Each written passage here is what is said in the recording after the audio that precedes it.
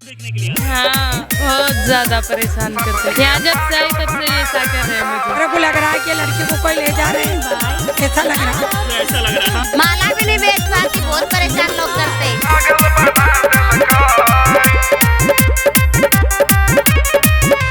मेला में उतरल पारी सबके घायल बना देलकै।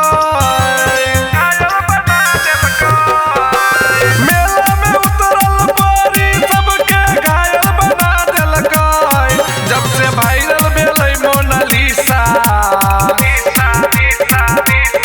जब से वायरल भेलै मोनालिसा सबके पागल बना देलकै।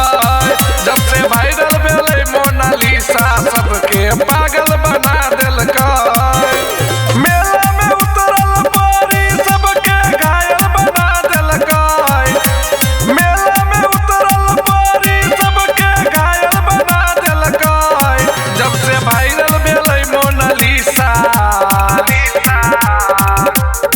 जब से वायरल भेलै मोनालिसा सबके पागल बना देलकै।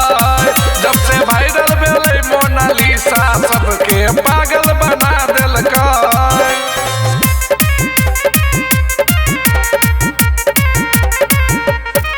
जब से वायरल भेलै मोनालिसा सबके पागल बना देलकै।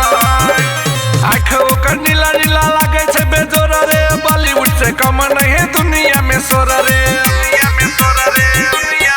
आँख ओकर नीला नीला लागै छै बेजोर रे, बॉलीवुड से कम नहीं दुनिया में सोर रे।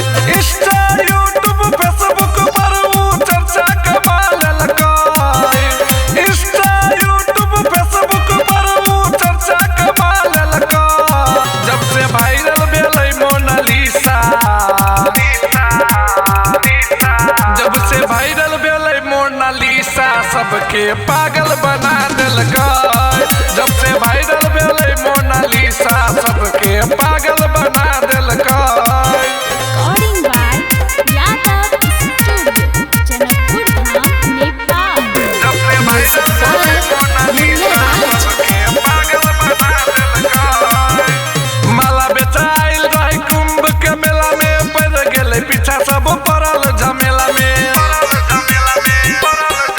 रे माला बेचाइल रही कुंभ के मेला में, पड़ गेलै पीछा सब पड़ल झमेला। गायक जीतो एगो ओकरा पर गाना बना लेलकै।